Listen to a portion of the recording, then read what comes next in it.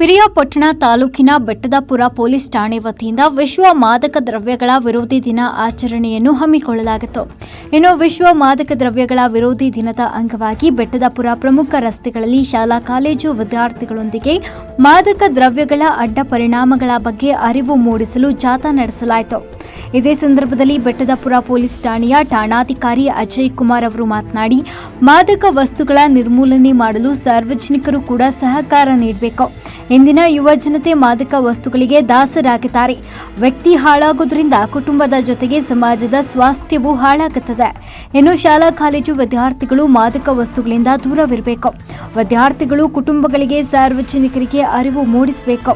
ಜೊತೆಗೆ ಮಾದಕ ವಸ್ತುಗಳನ್ನು ಸಂಪೂರ್ಣ ತೊಡೆದು ಹಾಕಲು ಪೊಲೀಸರ ಜೊತೆ ಸಾರ್ವಜನಿಕರು ಸಹ ಕೈಜೋಡಿಸಬೇಕು ಎಂದರು. ಡಿಟಿಎಂಎನ್ ಶಿಕ್ಷಣ ಸಂಸ್ಥೆಯ ಕನ್ನಡ ಶಿಕ್ಷಕ ಮೋಹನ್ ಮಾತನಾಡಿ, ಇಂದಿನ ಯುವ ಸಮೂಹವು ಮಾದಕ ವಸ್ತುಗಳ ದಾಸರಾಗಿ ತಮ್ಮ ಭವಿಷ್ಯವನ್ನೇ ಹಾಳು ಮಾಡಿಕೊಳ್ಳುತ್ತಿದ್ದಾರೆ. ಬೆಟ್ಟದಪುರ ಪೊಲೀಸ್ ಠಾಣೆ ವತಿಯಿಂದ ಶಾಲಾ ಕಾಲೇಜು ವಿದ್ಯಾರ್ಥಿಗಳಲ್ಲಿ ಮಾದಕ ವಸ್ತುಗಳ ಬಗ್ಗೆ ಅರಿವು ಮೂಡಿಸುತ್ತಿರುವುದು ನಿಜಕ್ಕೂ ಶ್ಲಾಘನೀಯ ಎಂದರು. ಇದೇ ಸಂದರ್ಭದಲ್ಲಿ ಶಿಕ್ಷಕ ಶ್ರೀನಿವಾಸ್ ಮಾತನಾಡಿ ತಮ್ಮ ಅಭಿಮತವನ್ನು ವ್ಯಕ್ತಪಡಿಸಿದರು. ವರದಿ ರಾಮೇಗೌಡ, ಪಿರಿಯಾಪಟ್ಟಣ. 1987ರಲ್ಲಿ ವಿಶ್ವಸಂಸ್ಥೆಯವರು ಒಂದು ನಿರ್ಣಯನ ಕೈಗೊಳ್ತಾರೆ. ಸೊ ಎವ್ರಿ ಮಂತ್ ಜೂನ್ 26ರಂದು ನಾವು international day against drug abuse and illicit trafficking ಅಂತೇಳಿ ಪ್ರತಿ ವರ್ಷ ಒಂದೊಂದು ಥೀಮ್ನ ಇಟ್ಕೊಂಡು ನಾವು ಕಾರ್ಯಕ್ರಮನ ಮಾಡ್ಕೊಂಡು ಬರ್ತಾ ಇದ್ವಿ.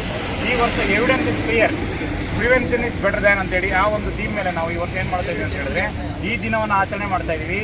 ಈ ದಿನದ್ದು ಆಚರಣೆದು ಮುಖ್ಯ ಉದ್ದೇಶ ಏನು ಅಂತ ಹೇಳಿದ್ರೆ, ಮಕ್ಕಳುಗಳಿಗೆ ನಾವು ಇದ್ರ ಬಗ್ಗೆ ಒಂದು ಅರಿವನ್ನು ಮೂಡಿಸಿದ್ರೆ ಆ ಮಕ್ಕಳುಗಳಿಂದ 4 ಜನಗಳಿಗೆ, ನಿಮ್ಮ ತಂದೆ ತಾಯಿಗಳಾಗಿರ್ಬೋದು, ನಿಮ್ಮ ಸ್ನೇಹಿತರುಗಳಾಗಿರ್ಬೋದು, ಇದ್ರ ಬಗ್ಗೆ ಆ ವಿಷಯ ತಲುಪುತ್ತೆ.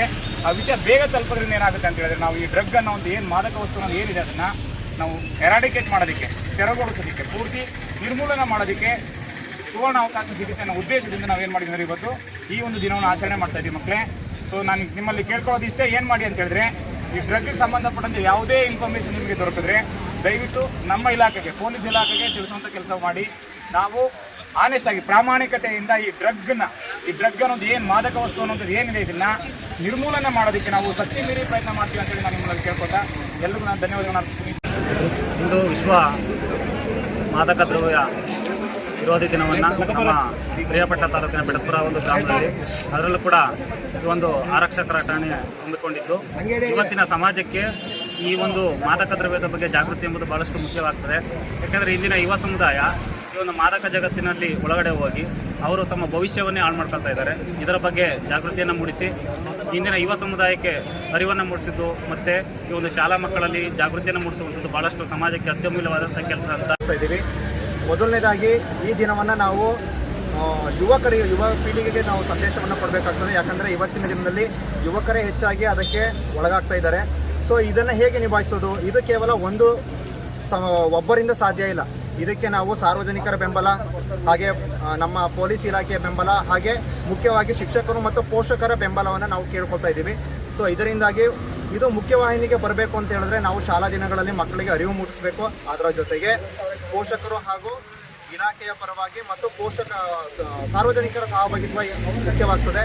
ಸೊ ಈ ಮೆಂಡು ನ್ಯೂಸ್ ನೆಟ್ವರ್ಕ್, ಸತ್ಯದ ಕನ್ನಡಿ.